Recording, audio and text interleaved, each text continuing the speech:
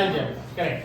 Algebra होता क्या है, पहले ये भी समझ लें कि अगर जैसे आप 26 प्लस 24 ऐड करते हो तो 6 4 10 का 0 कैरी 1, 2 2 4 और 1 5 50 आ गया।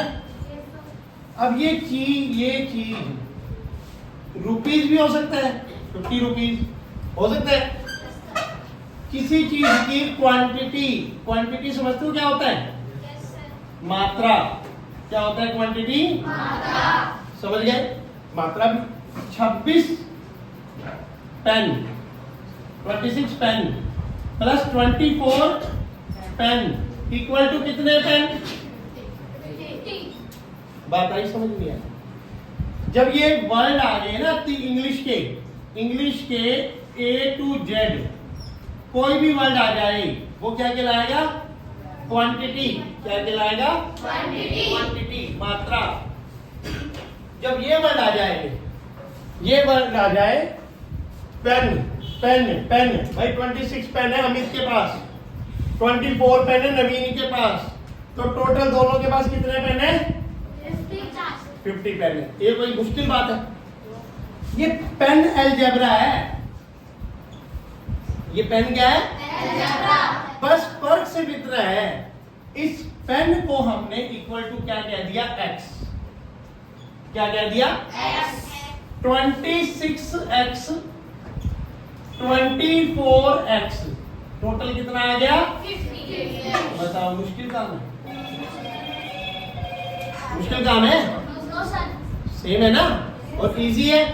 लेकिन फिर भी कई बच्चे ऐसे हैं जिनको ये चीजें आती नहीं है। सुनो भाई, अब क्या समझ में आया? ये x जरूरी नहीं है पेन हो, पेंसिल भी हो सकता है। ये x कप भी हो सकता है। ये x स्पून भी हो सकता है। ये x बस की टिकट भी हो सकती है। बस की टिकट भी हो सकती है। ये x मून भी हो सकता है। ये x सन भी हो सकता है। एनी थिंग मतलब एनी चीज। टॉफी भी हो सकता है, बिस्किट भी हो सकता है। बात समझ रहे हो मैं क्या बोल रहा हूं? मतलब जो भी आपके बैग में है, बैग भी हो सकते हैं। बैग में क्या? नोटबुक है, नोटबुक भी हो सकते हैं। बैग में क्या? बुक है, बुक भी हो सकती है। बैग में क्या है? पेंसिल है, पेंसिल भी हो सकती है। बैग में क्या? इरेजर है, इरेजर भी हो सकता है। मतलब ये x कोई भी क्वांटिटी हो सकती है, जिसको किस में लिया जाता है? मैथ में। बताओ मुश्किल बात है? अगर मैं आपको कह दूं question 1 add 5x, 7x, 9x and 10x करके दिखा सकते हो कॉपी में? कर दो फटाफट। Question 2 add the followings, add the followings 10x, 12x, आवाज नहीं, 15x, 18x। ठीक है? A part. B part 120x, 130x, 150x, 120, 130, 150 तो 50x, C part 18x, 19x, 31x, 42x। A B C और ये 1 और ये 2 क्या है? C। D part 115x, 118x, 119x, 112x, 131x, 5 हो गए। E part 18x, 12x, 16x, 14x, 18, 12, 16, 14 और 50x। ये नोट कर लो।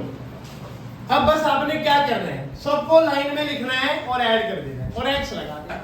मुश्किल काम है।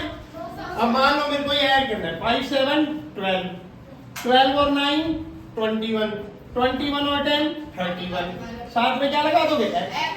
कोई माइनस नहीं करना, सारे प्लस के दिए आज ऐड सिखाया आप, वो भी अलजेब्रा में कुछ नहीं करना, एक्स लगाना है बस। अगर मान लो मैं क्वेश्चन में कह दूं नहीं जी यहाँ एक्स नहीं है, यहाँ तो वाई है, यहाँ एक्स नहीं है, यहाँ वाई है, इन दो में वाई है और इन सब में एक्स है, अब क्या करोगे? एक्स वालों को अलग ऐड कर दोगे और वाई वालों को अलग। समझ आई बात?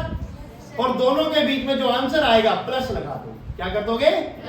जैसे 12 और 18 30y प्लस 16 14 30 50 80x। बस ये हो गया काम आपका। आई बात समझ कि क्या किया? 18 और 12 30y, y है ना, y बीच में प्लस 16 14 30 50 80 80x, बीच में क्या लगा दिया? प्लस। अब ये जुड़ नहीं सकते, क्यों? ये तो कप है और ये कटोरी है, इसमें तो हम चाय पिएंगे, इसमें हम सब्जी खाएंगे, तो दोनों अलग अलग वैरायटी है ना। समझे नहीं समझे? अगर अलग अलग मात्रा है तो उसको ऐड नहीं कर सकते। हमें पता कैसे लगेगा? x की 80 क्वांटिटी है, x की कितनी है? 80, और y की कितनी है? 30। स्टेटमेंट समझ आई कि y अगर कप है तो कप मेरे पास कितने हैं? 30, और अगर कटोरी मेरे पास x है तो मतलब वो कितनी है? 80। आ गया समझ? क्या नहीं आया? इतनी सी पर क्या है ना, आप लोग बुद्धि नहीं लगाते। अब कैसे लगानी है, कब लगानी है, वो आप लोगों ने सोचो।